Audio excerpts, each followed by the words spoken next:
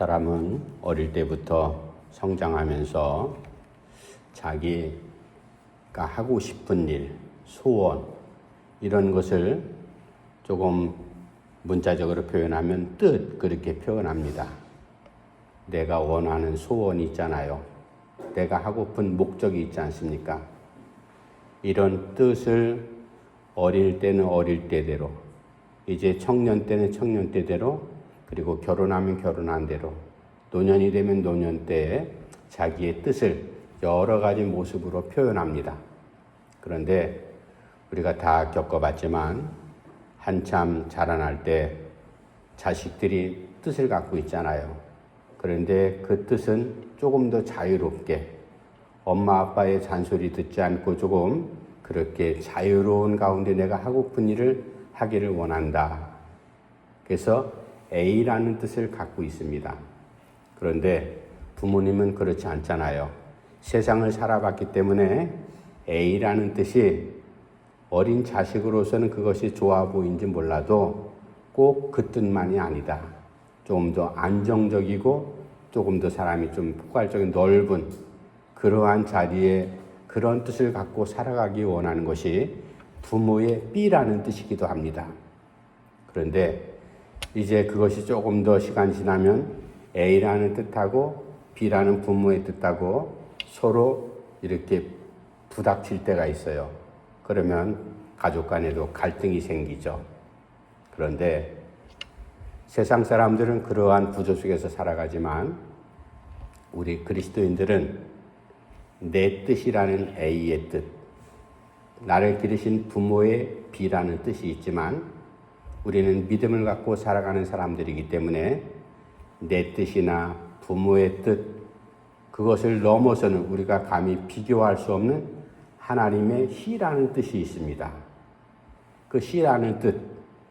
근데 이제 살아가면서 여러 가지 다양한 일들을 경험하지 않습니까? 만나기도 하고 난관에 봉착하기도 할 때 내 뜻, A라는 뜻으로 이 난관의 문제를 해결하기 원하는데 갈등이 생깁니다.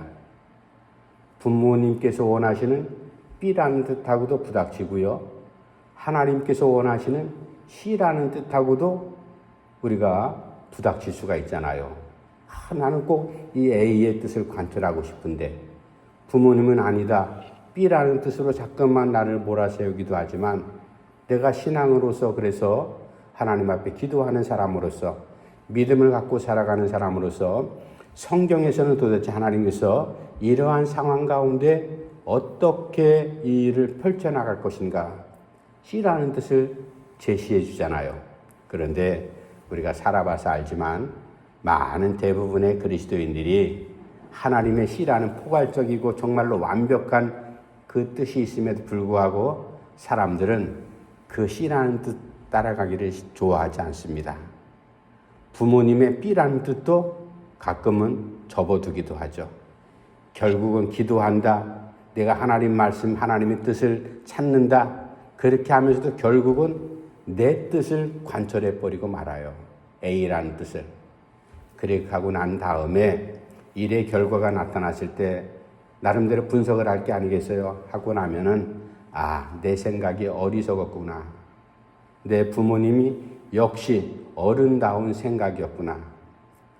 한 걸음 더 나가서 우리 믿음의 사람들은 내 뜻이나 부모님의 뜻도 한계가 있는 거구나.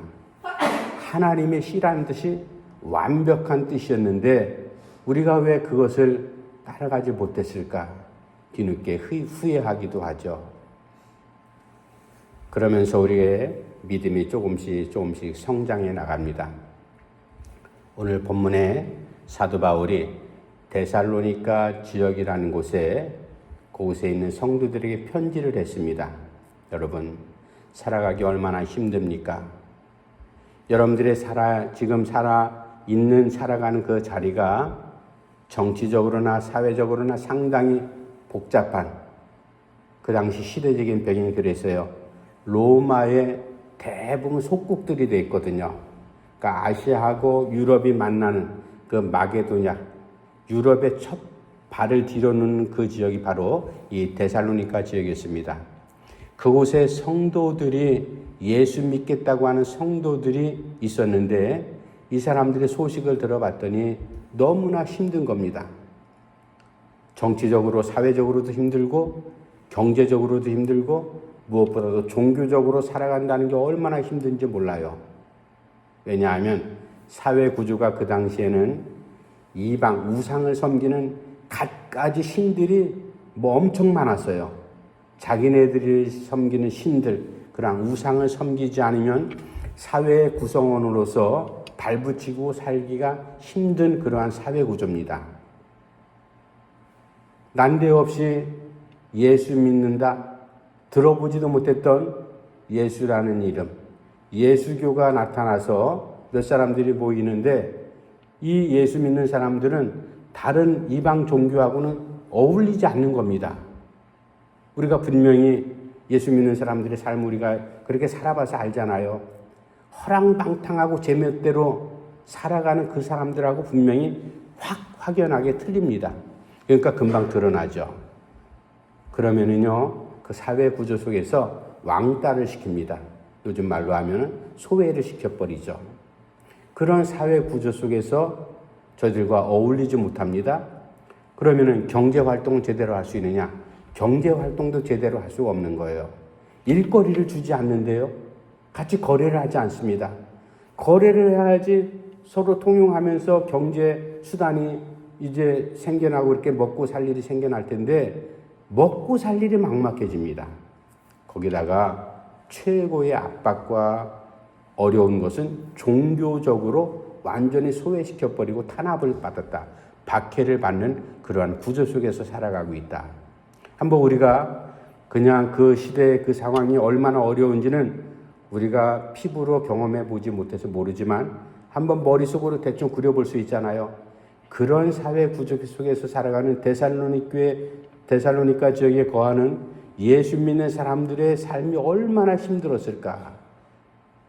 그런 자리에 있는 사람들에게 사도 바울이 지금 편지하는 겁니다. 여러분, 얼마나 힘듭니까? 사도 바울도 숱한 고생을 해서 잘 알잖아요.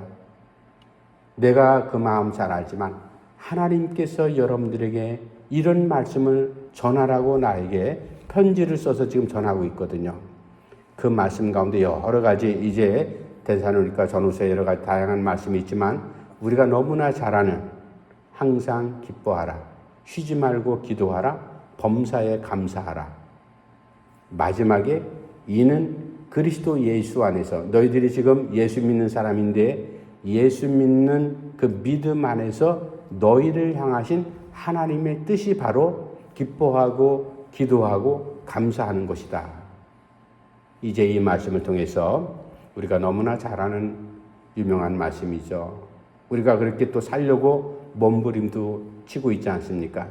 이제 이 말씀을 다시 한번 우리가 묵상하면서 정말로 하나님께서 나를 향하신 하나님의 뜻이 어디 있습니까? 우리는 어려운 일, 복잡한데 스스로 풀 수 없는 문제 앞에서 늘 항상 그렇게 하나님 앞에 매달리잖아요. 하나님의 뜻이 어디 있습니까? 하나님이 계시면 이럴 수 있습니까? 원망도 한 적도 있잖아요. 그런데 하나님의 뜻은 동으로 가라, 서로 가라, 남으로 가라 이렇게 하시는 게 아닙니다.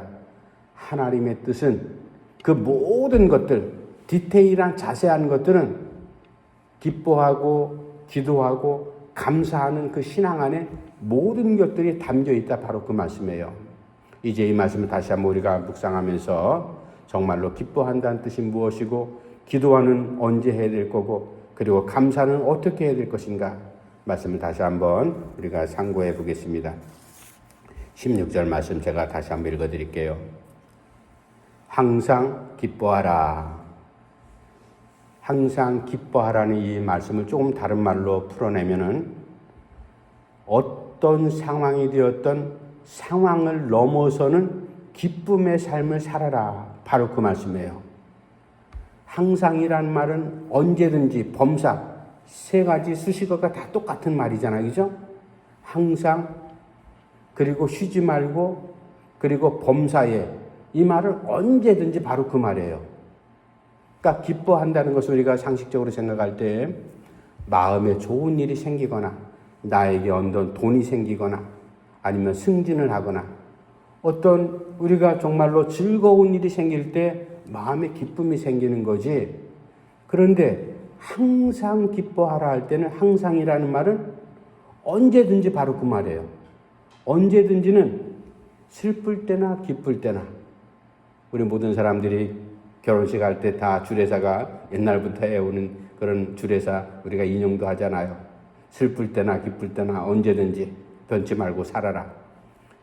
그러니까 기뻐해야 될 때는 즐거운 일, 아주 너무나 뛸 듯이 좋은 일 생겼을 때만 기뻐하는 것은 아니다. 항상 기뻐해야 된다. 이 항상이란 말이 상당히 중요한 거죠. 그런데 우리가 하나님 앞에 기도하는 사람으로서 기뻐하는 사람임에도 불구하고 언제만 기뻐해요? 좋은 일 생길 때만. 대부분 그리스도인들이 다 그렇습니다. 좋은 일 생길 때만 기뻐하지 슬픈 일 생길 때 기뻐한다? 슬픔하고 기쁨은 정반대의 감정 표현이잖아요. 그런데 하나님께서 원하시는 것은 그게 아닙니다. 언제든지 기뻐하라. 여러분, 우리가 살아가면서 우리의 삶이 얼마나 힘듭니까? 사실은 기쁜 일보다도 우울하고 고통스럽고 괴롭고 스트레스 받아서 짜증나고 이제 더위가 더 폭염이 심해지면 순간순간이 더 그런 경험들을 우리가 많이 하게 됩니다. 그런 일들이 더 많지. 늘 항상 기쁘고 늘 항상 기쁘면 얼마나 좋아요. 그런데 하나님께서 우리에게 원하시는 것은 너희들 마음 가운데 이 기쁨이 있어야 되는데 이 기쁨은 항상 기뻐해야 된다. 언제? 우리의 마음이 항상 기뻐할 수 있는 것은 바로 예수 안에 있을 때 우리가 기뻐할 수가 있다. 예수님을 생각하면서 사도 바울이 말합니다. 여러분, 기쁜 일만 여러분들 가운데 하루 24시간 살아가면서 기쁜 일이 몇 번 일어나는지 그것 헤아리는 것보다 아마 기쁘지 않고 고통스러운 일이 훨씬 더 여러분들에게 빈도수가 높을 겁니다. 사도 바울이 그것을 모를 리가 없죠. 그러나 그것을 여러분들이 생각한다면 우리가 그리스도인이 아닙니다. 우리도 똑같이 24시간 다른 사람하고 다 똑같이 살아가지만 예수 안에서 우리가 살아가는 동안에 우리 가운데 슬픈 일이 있어도 고통스러운 일이 있어도 기뻐해야 됩니다. 이 기쁨이 정말로 그리스도 안에서 하나님께서 우리를 향하신 하나님의 뜻입니다. 고통의 자리에서 어떻게 기뻐할 수 있을까? 그 당시에 로마 정부의 탄압, 그리고 이제 역사적으로 기독교 역사 가운데 쭉 고통스러운 시대가 있었습니다. 그럴 때마다 순교당했던 믿음의 선배들의 모습을 보면요, 사형장에 끌려가면서도 죽음의 자리에 있으면서도 마음의 평안함, 물론 우리처럼 막 기뻐서 막 소리치고 웃고 그런 모습은 아니지라도 정말로 마음 가운데 평안함, 그러한 평안함이 사실은 기쁨이거든요. 그러한 평안함 가운데 죽음까지도 수용할 수 있는, 매맞음도 욕먹는 것도, 사도 바울은요 사람들에게 수많은 손가락질 당하고 욕먹고 별의별 욕은 다 들었을 거야 아마. 그래도 늘 항상 주 안에서 기뻐하는, 왜? 예수께서 내 안에 계시기 때문에, 하나님께서 나를 구원하셨기 때문에. 이러한 상황, 이것이 바로 이제 바울이 경험했던 기쁨이거든요. 그 기쁨, 내가 여러분들의 삶을 너무나 잘 압니다. 힘들고 어렵더라도 여러분들이 항상 기쁨 가운데 살아야 됩니다. 이 기쁨은 어떤 기쁨인가 하면 바로 예수께서 나를 구원하셨다라는 그러한 기쁨입니다. 우리가 큰 일을 겪어보면요, 조그만 사소한 일 가지고 사람이 흔들리지 않잖아요. 큰 일을 경험해 보지 못한 자녀들은요, 한 번도 경험해 보지 못한 부모들이 볼 때는, 어른들이 볼 때는 그거 별 대수롭지 않은 일인데도 불구하고 자신은 처음 대하는 일이기 때문에 하늘이 무너질 듯 그렇게 큰 일처럼 보여요. 그럴 때 아이들이 막 왔다 갔다 흔들리잖아요. 그러나 부모의 입장에서는 그거 아무 일도 아니에요. 시간 지나면 다 해결될 일이고 조금만 아파도 그 문제될 게 없어요. 한 예를 들어서 아이가 이제 걸음마하고 한참 재롱을 피우고 그럴 때 걷다가 턱 넘어지면 넘어졌다고 아이들 울잖아요. 우는 모습을 보고 부모들은 같이 울지 않습니다. 오히려 웃죠. 그 마음에 기쁨이 생깁니다. 무슨 기쁨인가 하면 우리 부모들 입장이었기 때문에 다 알 겁니다. 저 녀석이 걷다가 넘어졌어. 얼마나 무릎이 아플까. 그래서 나도 함께 울어야 되겠다. 이게 아니에요. 저 녀석이 한번 넘어졌으니까 다시 일어나서 또 걸을 수 있는 용기가 생기고 걸을 수 있는 힘이 생겼다. 2발자국 걷던 녀석이 쓰러졌다가 다시 일어나서 5발짝 걷는다. 이것을 부모는 알기 때문에 마음에 은근히 기쁨이 생기는 겁니다. 바로 그런 기쁨. 예수 믿는 예수 안에 있는 어떤 일을 만나든지 바로 그러한 기쁨 가운데 우리가 살아가야 된다. 첫 번째, 사도 바울이 말하는 항상 기뻐하라. 이 말을 우리가 마음편에 잘 아로새기면서 우리가 이 무더운 여름 날씨 지나면서 언제든지 항상 우리는 감정적으로 정서적으로 기쁜 일이든 즐거운 일이든 괴로운 일이든 우울할 때든 언제든지 기뻐할 수 있는 예수님께서 나를 구원하셨다라는 그 구원의 기쁨을 우리가 마음판에 잘 아로새기면서 기뻐하는. 두 번째, 바울이 말합니다. 쉬지 말고 기도하라. 쉬지 말고도 마찬가지로 항상 기도하라. 바로 그런 말씀 아니겠어요? 쉬지 말고 기도하라는 말씀. 저는 이 말씀을 읽을 때마다 제 머리에 떠나지 않는 것. 제가 여러분들에게 몇 번 말씀드렸던 걸로 기억되는데, 오래전에 방송에 연예인들이 나와서 시골 할머니, 할아버지들 찾아가서 이제 뭐 우스운 얘기하면서 이렇게 하는 프로그램이 있었잖아요. 시골의 충청도 할머니가 100살 가까운 할머니에게, 할머니, 아이고, 왜 이렇게 연세가 많으신데도 정정해 보이세요? 주름도 없어요. 그랬더니 할머니가 우쭐해가지고, 왜 주름이 없어? 쭈글쭈글 하잖아. 그래도 아주 건강하고 정정해 보이세요. PD가 물었습니다. 할머니, 어떻게 하면 그렇게 오래 살 수 있는 비결이 뭡니까? 할머니가 뭐라고 대답해요? 오래 사는 거, 그거 비결 별거 아니야. 별거 아니야. 아, 그러니까, 그래서 뭐예요? 그거는 숨 쉬는 거를 끝이지 말으면 돼. 계속 숨을 쉬면 돼. 틀린 말씀 아니죠. 사람이 생명을 유지하기 위해서는 계속 숨 쉬어야 되잖아요. 숨이 끊기지 말고 계속 숨 쉬면 돼요. 그런데 그게 논리적으로 맞는 것 같지만 생물학적으로는 틀리죠.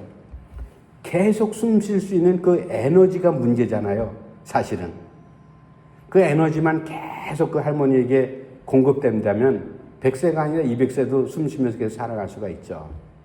여러분, 이 에너지를 공급받는다는 것. 성도에게 있어서 호흡한다. 기도는 바로 호흡이라고 이렇게 표현하지 않습니까? 호흡은 뭐를 유지하기 위해서? 생명을 유지하기 위해서 호흡하는 것 아니겠어요? 그렇다면 우리 성도들이 생명, 살아가기 위해서는 호흡을 해야 되는데 호흡을 유지하기 위해서는 기도를 해야 된다. 바로 그 말씀이에요. 사도 바울이 하나님의 마음을 대신해서 전하는 내용이 바로 그거거든요. 우리가 쉬지 말고 기도해야 될 이유가 무엇입니까? 여러분들이 지금 살아가는 삶이 너무나 힘든 것 우리 모두가 다 아는 바입니다. 새로운 길을 개척을 해나가는 바로 그 시점이 있잖아요. 예수 믿는 사람들이 모여서 하나님을 경배하고 예수의 복음대로 살려고 몸부림치는 그 모습. 그 당시에 이방인들하고는 전혀 별개의 모습으로 조금 구별된 모습으로 살아가는데 얼마나 힘들어요. 길을 개척하기가 이렇게 힘들잖아요. 그런 가운데 있는 이 데살로니가 성도들에게 여러분들이 살아야 될 것 아닙니까? 생명을 유지해야 될 것 아닙니까? 그러기 위해서는 호흡을 해야 되는데 호흡하기 위해서는 쉬운 방법. 하나님께서 우리의 에너지를 공급해주는 하나님과 우리와 연결이 되어 있는 것, 기도하는 것, 교제를 나누는 것, 이게 바로 기도 아니겠습니까?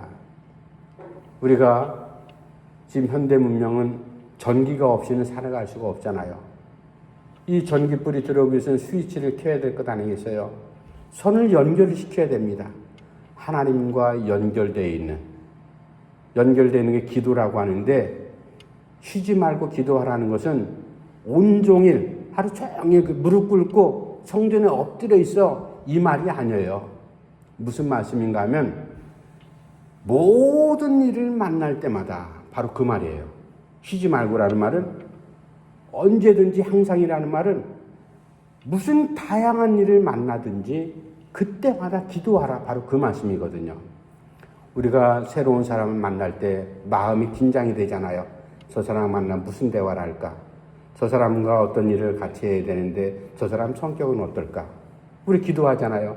하나님, 저 사람이 어떤 사람인지 내 마음에, 하나님 마음에 합한 사람, 나하고 마음이 합친 사람 되게 하시고, 저 사람 좀 거치는 사람이라고 내가 얘기를 들었는데 거친 마음도 하나님 다스려 주시고, 예수님도 믿지 않는다고 하는데 예수님 믿을 수 있는, 하나님을 경외할 수 있는 믿음도 주시고, 뭐 이런 여러 가지 우리 걸어가면서 만나기 전에 순간순간 기도하잖아요.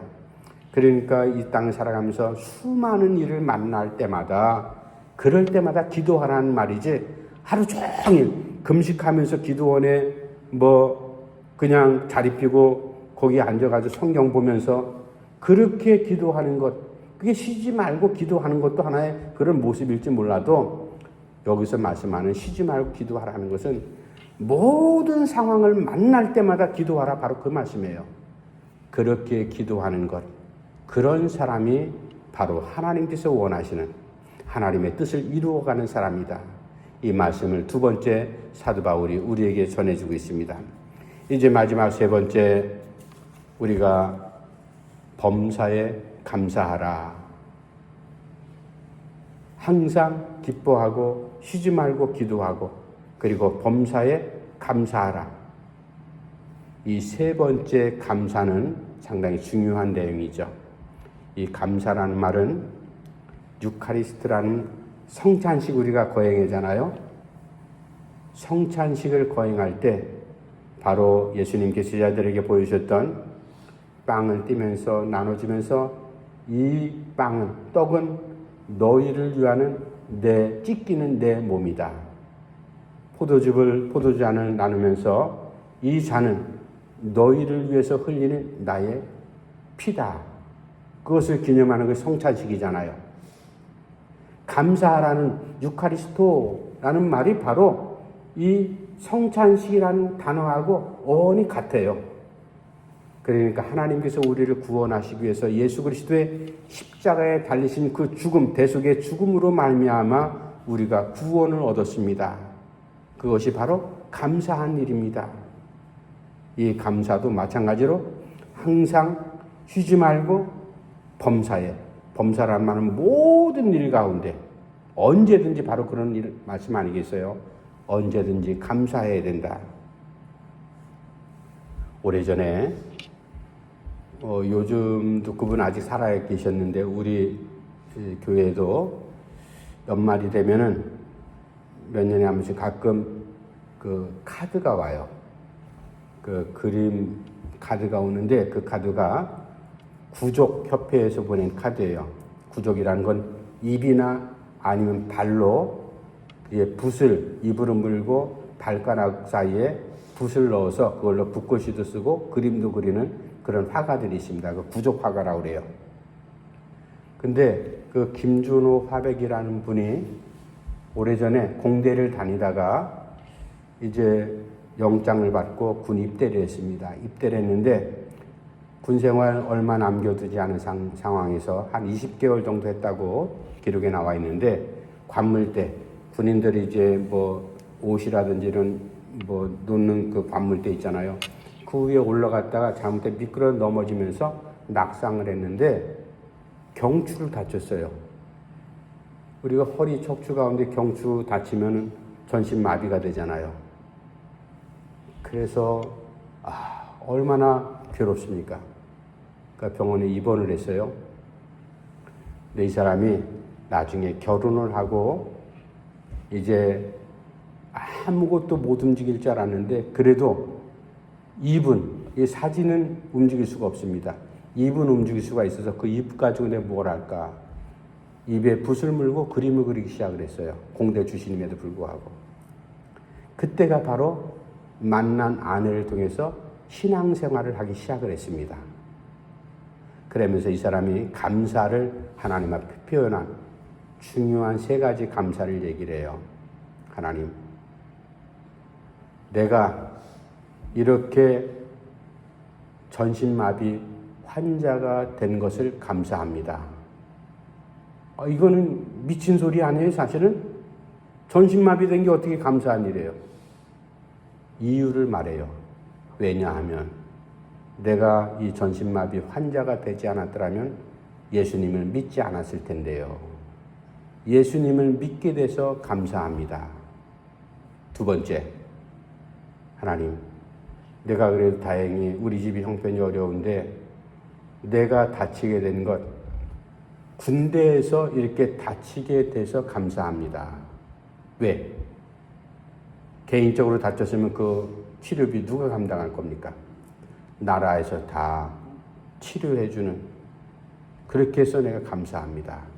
3번째, 내가 원호병원, 지금은 여기 옆에 이사 온 무슨 병원이죠? 보훈병원. 보훈병원에 입원하게 돼서 감사합니다. 무슨 말인가 하면 그 병원에서 이쁜 간호사 아내를 만나게 돼서 감사합니다. 그렇게 감사를 표현해요. 저는 그분 그 카드를 받으면서 우리가 뭐 선교 지원은 못하지만 어쨌든 그건 협회에서 오는 거기 때문에 그렇게 그 김준호 씨라는 분이 감사, 이거는 보통 감사가 아니, 신앙이 없으면 할 수가 없어요. 자기가 다친 것이 어떻게 감사할 일이에요. 그런데 그것을 신앙적으로 해석을 하죠. 내가 다치지 않았으면 예수님을 만나지 못했을 텐데 예수 믿게 돼서 감사합니다. 그게 가장 큰 감사예요. 그러니까 똑같은 상황을 두고 이 사람이 다치고 그런 어려운 일 당했을 때 수도 없이 수만 번 불평하고 원망할 수 있는 상황이잖아요. 그런데 이 사람이 변해서 예수 믿고 난 다음에 자기의 삶을 새롭게 해석을 한 거죠. 아, 내가 예수 믿게 된 것이 정말로 큰 은혜인데 이러한 은혜, 바로 하나님 예수 안에 있기 때문에 이렇게 내가 감사할 수 있게 됐다. 사도 바울은 데살로니가 교회 성도들에게 여러분들이 살아가는 신앙생활하는 그 모든 형편들이 너무나 힘든 것 우리가 다 이미 아는 바입니다. 하나님께서 여러분들에게 원하시는 하나님의 뜻이 있는데 그것은 예수 안에서 항상 기뻐하는 것이고 쉬지 말고 어떤 일을 만나든지 항상 기도하는 것이고 그리고 범사에 모든 일 가운데 감사하는 것, 이것이 바로 하나님께서 여러분들을 향한 뜻입니다. 이러한 뜻대로 살아가는 것, 그것이 정말로 하나님의 백성이고 그리스도인의 삶입니다. 이제 우리가 오늘 본문 말씀 너무나 잘 아는 말씀인데 이 말씀 다시 한번 우리 마음판에 잘 아로새기면서 언제든지 항상 범사에 무슨 상황이 되었든지 기도하고 기뻐하고 감사할 수 있는 우리의 이 믿음의 모든 자리를, 이 미천을 잘 지켜나갈 수 있는 우리의 삶이 꼭 되기를 간절히 바랍니다. 기도합시다. 하나님 아버지, 은혜를 감사함을 드립니다. 연약한 저희들 하나님 사랑하셔서 예수 믿게 하시고 예수 믿는 자리에서 하나님을 만나게 하셔서 여러 가지 힘든 일 가운데도 하나님 앞에 감사하고 기뻐하고 기도할 수 있도록 우리에게 은혜 주심을 다시 한번 감사함을 드립니다. 이 무더운 여름철 우리가 지날 때 하나님 앞에 기도를 쉬지 않게 하시고 그리고 모든 일 가운데 슬픔고 어려운 일 가운데도 기뻐할 수 있는 하나님의 담대한 믿음, 큰 믿음을 저희들에게 허락해 주시옵소서. 무엇보다도 하나님의 실로 범사에 살아가면서 불평 원망하는 것이 아니라 하나님 앞에 감사할 줄 아는 믿음의 성도의 삶의 자리를 잘 지켜나갈 수 있도록 성령께서 지켜 인도해 주시옵소서. 예수님의 이름으로 간절히 기도하옵나이다. 아멘.